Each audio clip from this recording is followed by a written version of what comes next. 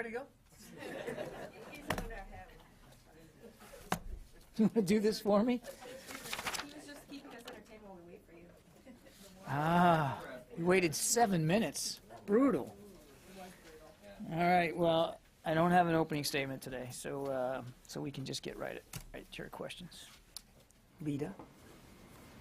You don't have one? I was going to defer to Jamie since he's back. Hey, Jamie. Good to see you, man. Good to be back. Good to be seen. Is this going to be a recurring thing? Yes, I'm afraid so. Your So worst am I. nightmare has Yeah. come about.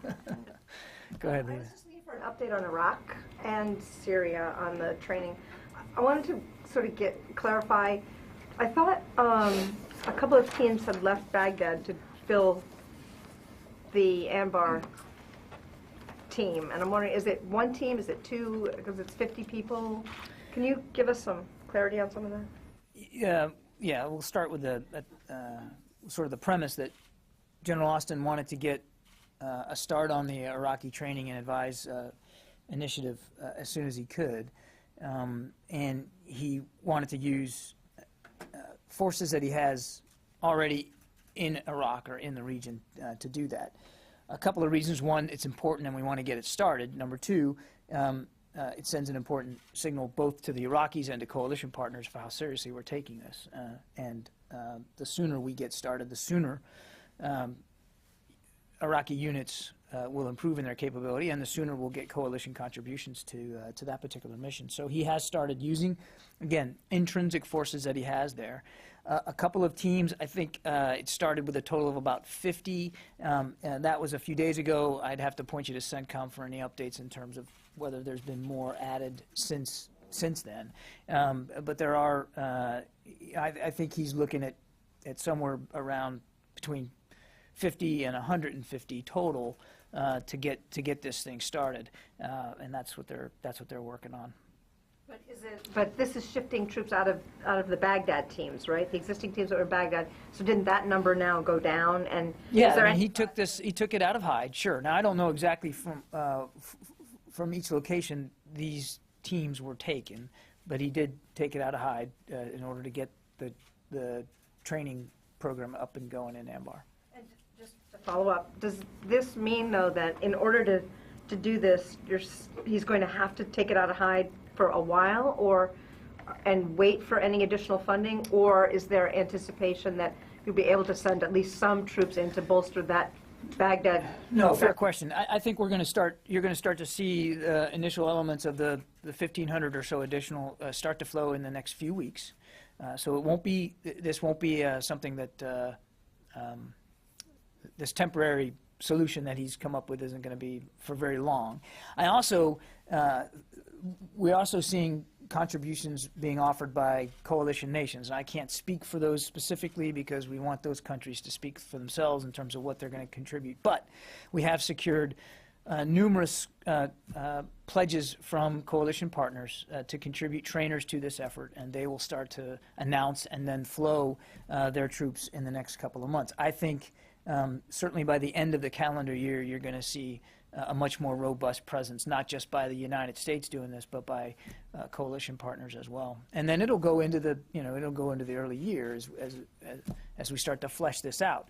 But the sites are being prepared right now to begin to facilitate the training. The training has, I don't know to what degree it's actually started. Again, he's just now starting to flow forces from inside the theater into those sites. I thought these were the advise and assist, not the trainers. It's both. Okay. It's both. They're going to do both. They're going to get a jump start on both. Yeah, Phil. Some Kurdish officials were meeting with journalists this morning here in Washington, and they've been talking in the last couple of days about the need for heavy weaponry to go on the offensive against the Islamic State. And I'm wondering, is there any renewed consideration about this request from Kurdish officials that's been kind of languishing for the last couple of months? Do you give any sense of timing when weapons might move through the Baghdad government or maybe directly? Any update at all? I don't have anything new to announce in terms of Kurdish resupply, except to say that, not getting into specific items on a specific list, except to say that there has been consistent efforts to continue to resupply Kurdish forces and Peshmerga forces as necessary, largely done by the Iraqi government. They've been facilitating it. They've been making the decisions of the when and the how, and linking up with the Kurdish forces up in the north to provide that. But I don't have anything specific in terms of the list itself. And other nations, would remind you, have continued to help provide the Kurds with arms and ammunition. And just on that point, I mean, they make the argument that they're not really able to go on the offensive. They're able to defend territory with the weapons they have, but they're not really able to go on the offensive without bigger weapons, more aggressive weaponry. Do you agree with that argument? Is that something that this building thinks is a valid argument, or is that something that they're using as an excuse to try and get more weapons? I wouldn't call it an excuse. I think certainly we understand their need or their desire for more arms and ammunition to continue to fight ISIL. I would remind you that they have, in fact, gone on the offensive up in the north, and they have retaken many towns and villages, more than a dozen, and they've been fighting very hard and very effectively. Now, perhaps they believe they need more of certain types of equipment or heavy weapons to be more aggressive than they have been, and I'm not on the ground there, so I wouldn't be in a position to quibble with that perspective. But they are taking the fight to ISIL up there, and they have been quite effective. And yes, the more you expend, the more you're going to need. So I think it's for them to express valid concerns of wanting to be resupplied. I think everybody understands that. And as I said, it's not like the Iraqi government is not focused on it, or the coalition, for that matter. Yeah. On Ukraine, is there any are there any plans to send any more lethal or non-lethal, I guess, military aid to the Ukrainian We military? continue to provide military assistance to Ukrainian armed forces and border guards. We are still focused on non-lethal assistance right now. I have a list. Has there been anything added, like today-ish? No, nothing. Yesterday-ish, maybe? Nothing today-ish. But we continue to provide non-lethal equipment, night vision devices, explosive ordnance disposal, robots and equipment, radios, body armor, helmets, shelters, fuel pumps, diesel generators, the same types of material that we have been providing in the past. We continue to review all the requests by Ukraine. While the focus remains on non-lethal, we're reviewing everything that they've asked for and continue. There's an interagency process that looks at that all the time. David. A couple follow-ups on Iraq, and then I have a separate question on Ebola. I thought when the 1,500 additional troops were announced that their deployment was dependent upon congressional authorization. But you're saying, and that authorization hasn't come yet, has it? But you're saying that they're going to deploy in the coming weeks. Yeah. Are they going to deploy with or Yes, without? we can deploy troops to the theater, so that process can and will continue, and it's going to take several weeks, as I said. And the commander can reallocate resources inside his theater as he deems fit. So he is going to be, try to get a jump start on this program. But it doesn't mean that we still don't need the authorization in terms of the resources that will go with the much more robust program that we're trying to get done. He can start at he can start it, and he is. Can you identify the other sites which you say are being prepared? I don't know if I'm at liberty now to identify them yet. There's still site surveys that are going on, and so I think there's still a component of force protection concerns there. So I'm not going to be at liberty to identify the specific sites. And then on Ebola, the story in the New York Times this morning about infighting in the battle against Ebola included one fact that American military helicopters that were going into the out away from the capital into the outback were refusing to bring back patients and blood samples and this had aroused the ire of some UN officials. Yeah. Is that true, and if it is true, why, and are you going to change the policy to allow American helicopters to carry either patients or blood samples? I think it's important to remember what our core missions are in Liberia against the Ebola virus, and that is our unique military capabilities of command and control, engineering, training, and some logistical support. The mission inside Liberia of our troops does not include direct contact with patients, handling of patients, or of the blood samples, with the exception of those mobile labs. Those are obviously highly trained medical professionals that are specifically trained to handle the samples of blood, but not the helicopter pilots, not the air crews that fly them. And I also think it's important to remember that the assets we have down there are dedicated to those core missions, and should they be taken away from those core missions, then those missions, in fact, could suffer as well. The other thing to remember is that the introduction, the handling of samples or patients, fundamentally changes the requirements to protect our people. Safety is obviously a #1 concern, and those pilots and those crews they're not trained and they're not equipped to conduct those kinds of flights. Neither are the aircraft outfitted to handle that. And to conduct a mission like that would require not only the extra extraction of that asset and that crew away from other missions, but would result in a lengthy period of decontamination of both, and again putting the lives of the crew in danger. So it's not part of the mission, and there's a resource allocation component to this, as well as a safety component too.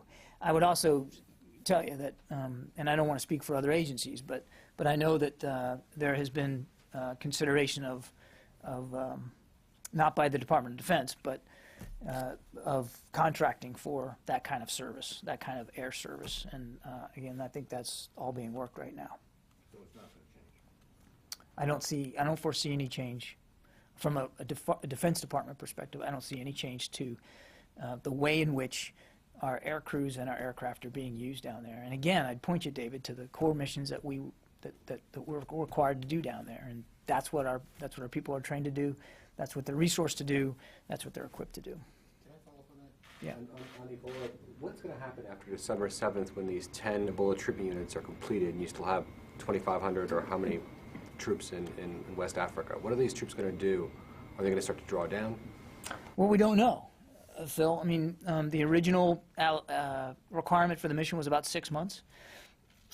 So I think General Valesky will continue to, just like any commander on the ground does, assess the requirement against the resources, and he'll make recommendations about how he wants to go moving forward. We have to be, that said, we have to be prepared for this to go longer than 6 months, which is why the Secretary authorized the call-up of more than 2,000 reserves and guard to potentially go down there and relieve many of the troops that are in Liberia and in Senegal right now.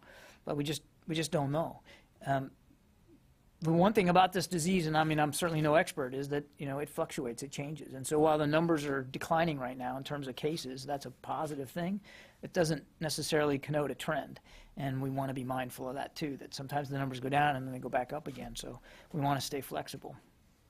Is there a point in which you'll need to have some sort of tasking, or is it, because you're only a couple weeks out from your target date to complete these units, and then I don't know what... Well, remember, from the very get-go, the emergency treatment units were never meant to be staffed by U.S. military personnel. We're building them, constructing them, and then turning them over to healthcare workers. That will continue to go on. And we've got, as you said, we've got ETU construction going on well into December before they'll all be done. So we're going to focus on that. We're going to continue to focus on the air bridge and the logistics that we have set up there in Senegal. We're still conducting training of healthcare workers at the site in Monrovia. That continues, and that's actually been going apace. I think that's going to be a mission that will endure for quite some time. So it is possible that some of the troops will, the requirement, as construction gets complete, the requirement for those types of troops may decrease, and General Walewski may want to make a recommendation to decrease the overall size of his force, depending on that. But there's also going to be some missions, like the logistics and the training, that I think will continue for some time. So, again, we're taking a very flexible approach here. While it was originally set for 6 months, that doesn't mean it's going to stop there. We're a supporting agency to this interagency effort, and the Secretary has made it clear that his intention is to support it for as long as required. But the numbers inside that I think they will change and fluctuate. Jen? Admiral Kirby, 2 questions. First of all, what is the condition of the service member who came back and showed some signs of Ebola exposure? He tested negative for Ebola.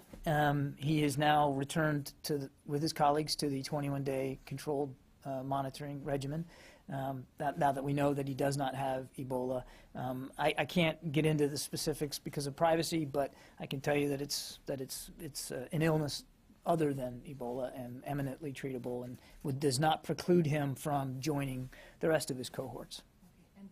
On Bo Bergdahl, there's the distinct impression that the review is done and that something or someone is holding up the release of that information. What is holding up the release of the Bo Bergdahl review at this point? And secondly, Congressman Duncan Hunter says that a ransom was paid at one point, but it went awry and the money went to a third party in Pakistan, and that was prior to the release. What is your comment to that? I know of no holdup, Jen, on the Bergdahl investigation. I'd point you to the Army. I would refer you to them for any update status, but I know of no deliberate holdup of this.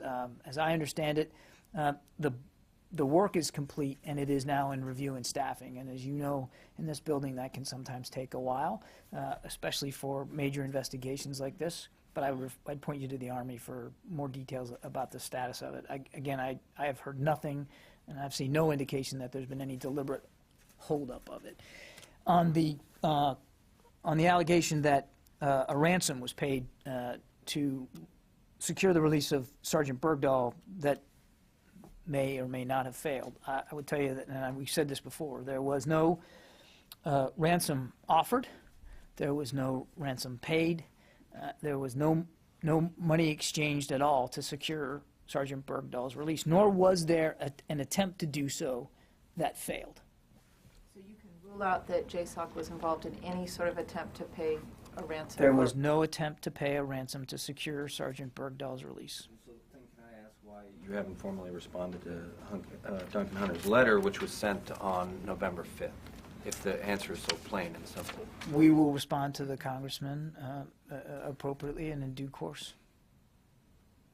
Joe? Just follow up. Sure. I think the issue is, was money paid to a source, as you pay lots of sources to get information, who perhaps gave false information, but money was paid to a source which you choose not to categorize as a ransom, but somebody else might look at and say was a ransom. So the question is, did any money change hands? I'm not aware of any money that changed hands with respect to securing the release of Bo Bergdahl. It is a fact, though, David, as you've pointed out, that on occasion, to obtain information, sometimes in the field, there are such exchanges. That's a fact.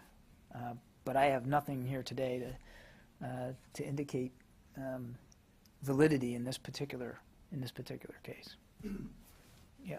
Kirby, on this interview with Secretary Hagel last night with the PBS, could you clarify when the Secretary said that Assad is indirectly benefiting from the war against ISIS? What does he mean by that? From your military point of view, how Assad is benefiting from the war against ISIS? And also, he mentioned also one more time the diplomatic solution. How does the Pentagon see a diplomatic solution in Syria? Do you think Assad will be part of it in the future? On your first question, Joe, the Secretary has said this before. I think he said it in this very room, that to the degree airstrikes against ISIL, and ISIL itself, makes it harder for the opposition. So, to the degree ISIL also poses a problem to the Assad regime, strikes on ISIL.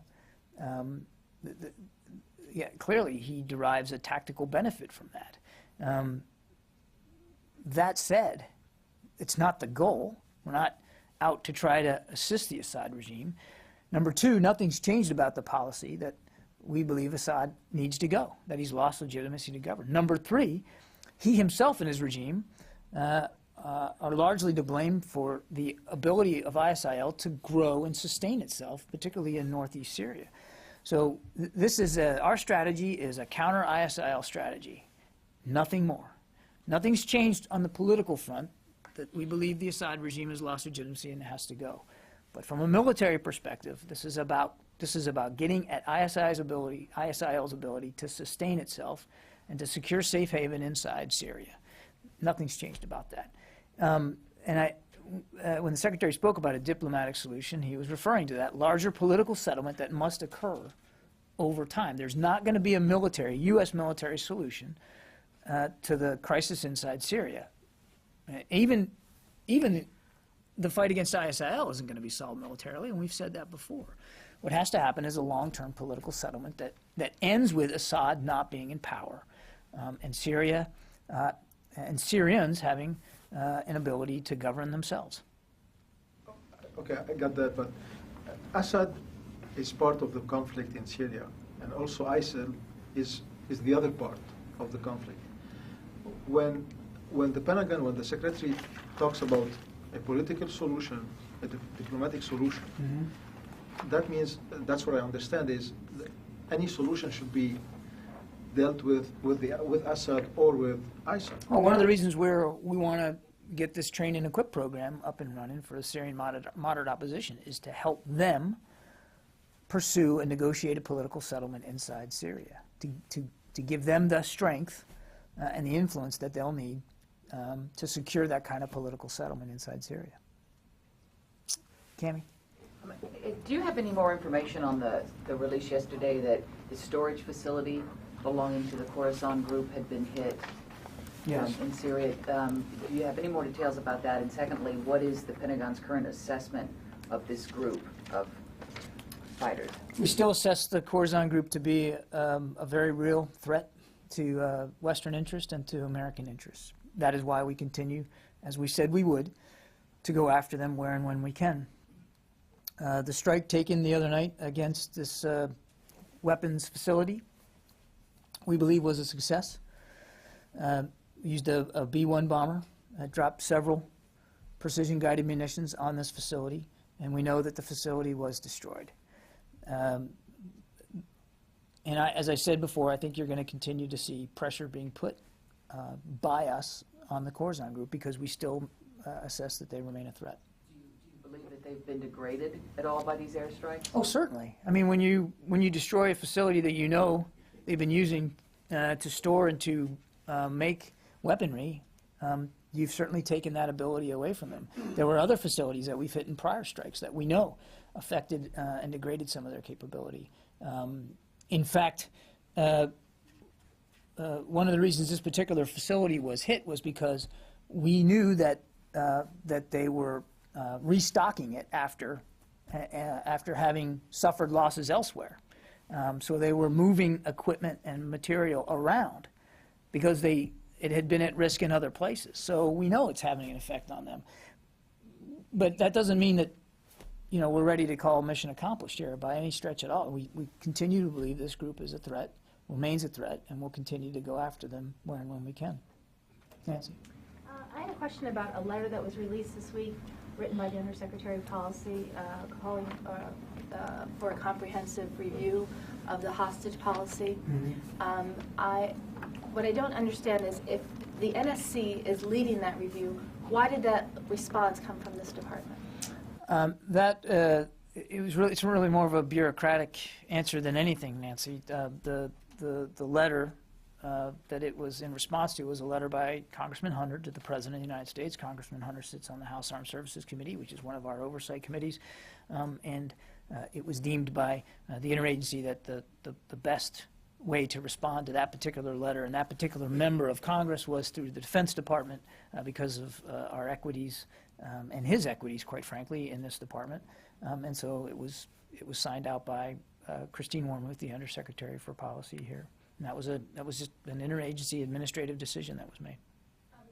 Can you give us any more details about what's, given that the letter came out of this building, there was talk about looking at things like family engagement and other things, but there's no detail in terms of how that review will look, who will be a part of it, when one can expect results from it, and what form that review will come out in. Will it be a report, will it be a series of recommendations? Yeah, I would point you to the White House and the National Security Council staff for specific answers to those questions. What I can tell you is that it is an interagency policy review in which the Department of Defense will participate and is participating, but in terms of the results and the direction and all that, I'd point you to the White House. Can you tell us who's leading the DoD's role in it? It's not just a single lead, I don't think, for the Department of Defense. There's several policy officials that are involved in it. Ms. Wormuth is obviously one of them, and a principal in that discussion. But it's not just one individual. Sir. Yeah, go ahead. Thank you. Two questions, please. One, can you give just a little assessment of Pakistan Army Chief's visit to Washington, whether Secretary is going to meet with him or not, or whom he met, or any assessment, please? I think I gave a readout of this meeting the other day. Deputy Secretary Work met, as did Chairman Dempsey, together with General Raheel. I read it out. I'd point you to that readout for specifics. Productive, candid meeting, useful. We're happy to welcome him here in the Pentagon. The Secretary is not meeting because he's still staying and waiting for the Secretary's return to I Washington. have nothing. He's what? He's waiting for the Secretary's return, I believe I was told. Okay. I have nothing to announce with respect to the Secretary's schedule in that regard. Yes. Afghanistan, please, quickly. What do you think in the new government of Afghanistan, or in the new Afghanistan after December, what role do you think India should play, or you want India to play? Well, we've answered this question before. India is a strong regional power, and we know that India has interest in stability and security in the region. They have played a useful, productive role inside Afghanistan already in terms of some training that they have done. I will leave it to India to decide and to speak to what they will contribute to regional security after the end of this year. But we certainly look to India's leadership and their continued participation. Thank you, sir. Yeah, yeah. Sir, on North Korea, Yeah. North Korean Foreign Ministry officially announced yesterday they were going to have another nuclear test against the United States. Yeah. How do you respond on this? Look, North Korea is not going to achieve anything through threats and provocations, which is only going to further isolate them from the international community, and it's going to undermine international efforts for peace and stability on the peninsula. So I'm aware of the reports that they've made these claims, or at least somebody has made a claim that they're going to conduct another test, but I'm not going to discuss specific intelligence matters here from the podium. Jamie. Yesterday, General Dempsey, again, pointed out the potential negative consequences of sequestration. I think you referred to it as budget instability. Said that perhaps he hadn't made the case strong enough about what this could mean to the Pentagon, the U.S. military. Can you help us understand what some of the potential downsides if this is not resolved on Capitol Hill? Sequestration would literally render it impossible for us to execute the defense strategy that President Obama signed out in 2012. It takes another $500 billion over 10 years out of our budget. We've already had signed up to 487, so it's another 500 on top of that. But worse, it would require, because the lack of flexibility that you have to deal with it, it would require drastic cuts, mostly in readiness accounts. And so you would be, through sequestration, literally making it impossible for the military, each of the services, to do that which they are required to do to execute the strategy. It would predominantly hit hardest modernization, maintenance, and operations accounts. This is the money that we used. It's the money you use to actually, keep the car moving and keep the gas in it and keep the people trained in how to drive. And that just, again, fundamentally renders us incapable, and you'd have to completely relook the defense strategy. And at a time when the world is as dangerous as it is and uncertain enough as it is, this is not the time to have to try to rewrite a whole new strategy based on what is, in effect, arbitrary and unnecessary budget cuts. Thanks. Do you have any comment or analysis to share on a new ISIS video which purports to show French fighters in Syria burning their passports and calling for attacks in Europe? I've not seen the video, Justin. We've long said that there's an issue of foreign fighters from all around the world, including Europe, joining ISIL and taking up this fight. It's what makes ISIL, in our view, such an imminent threat to Western interests. It's not just about a threat to Iraq and the region, because these foreign fighters could very well, after training, find their way going back home and executing attacks. But I haven't seen the video. What's changed in our strategy in the U.S. strategy to win or the information campaign, to defeat the ISIS information campaign? There's a lot of work being done on an interagency basis. Central Command has taken the lead for the military in that regard. And while I can't get into too many specifics of that effort from the podium, I can assure you that there is a lot of activity and energy being applied to countering the propaganda that ISIL continues to push out. But, yeah, I'll get to you in a second. But we've talked about this before. What the way to really defeat this threat is to defeat its ideology, and the best way to defeat the ideology is through good governance. And that's while the propaganda effort certainly has our attention, what really needs to happen in both Iraq and in Syria is a situation where people have other options than to be attracted by this particular radical ideology. Yeah. Does the Department expect that what the President will announce tonight on immigration will have any effect on the thousands of our troops now serving with green cards? And has this department had any input with the White House on the formulation of this new policy? I'm sure you can understand why I would not get ahead of any announcements to be made yet by the President, particularly on that topic. So I'm just not going to do that. Louis? Two things. A clarification. When you talked about trainers at Al-Assad, who are they training? Is it one of those 9 Iraqi brigades, or this will be advising and training Iraqi brigades, and I don't know exactly which ones.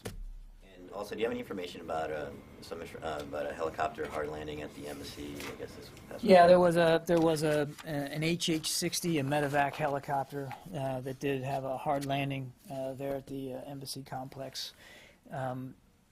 It's unclear right now. It's under investigation, so it's unclear exactly what made it have a hard landing. But they're looking into that. There were no serious injuries, minor injuries, and everybody's been returned to duty from the crew. Was this a crash or a hard landing? I mean, is the helicopter... Right now it's being characterized as a hard landing. Again, it's under investigation, Louis, so that could change over time. But everybody got out with only minor injuries. And no indications of enemy fire or anything? No, there were no indications of enemy fire at all. Baghdad embassy we're talking, right? Yes. Sure. Yes. Did I not make that clear? Nobody mentioned the place, but it was assumed based on his prior questions. Okay. Thank you for the clarification. Yeah, Jamie. I I knew what you were getting at. Thank you, Admiral. Just an update on Ukraine. What is the current understanding of Russian presence or involvement inside Ukraine and also along the border in terms of troops, material, all that sort of thing? They continue to have postured, ready and capable battalion tactical groups along the border with Ukraine, particularly down there on the southeast border between Ukraine and western Russia. These units have remained ready. They have remained close, in some cases very close to the border with Ukraine, and they continue to, just by their very presence and readiness, to do nothing but continue to destabilize and increase tensions there. So not helpful. We also, as we have seen for months now, continue to see Moscow reinforce and resupply and provide arms and equipment to the separatists inside eastern Ukraine. Again, manifestly unhelpful, doing nothing to decrease the tensions there, and frankly continue to violate the territorial integrity of Ukraine. Is there any more update in terms of U.S. Exercises, that sort of thing, to our NATO partners to address the overall provocations from Russia and that sort of thing? I don't have any particular announcements today, Jamie, but we have, as we have had now for months, soldiers on the ground in some of the Baltic nations continuing to conduct ground exercises. Those are going very, very well. We're participating. We have increased and maintained that increased level of participation in the Baltic Air Policing Mission. And as you know and have tracked, we continue to have U.S. Navy ships flowing in and out of the Black Sea as appropriate to continue to conduct exercises and port visits there. So nothing has changed about the increase in our presence and our operations with allies and our commitment to meeting our Treaty 5 obligations, our Article 5 obligations, sorry. One more quick one on that, the helicopter hard landing. Why was there a medevac helicopter flying? What kind of missions are medevacs flying right now in Baghdad? As I understand it, this was a routine flight of some sort. It wasn't. They weren't in the process of actually going after a patient or anything like that. It was a routine training flight. But it shouldn't come as a surprise that we would have nearby medevac capabilities because we have increased the level of U.S. Troops in Iraq. One more, yeah. Can you give us an update about how many Defense Department of delegations have gone to India or come from there since the Indian Prime Minister's visit here? You're going to have to let me take that one for the record. I don't have that one off the top of my head. All right, thanks everybody.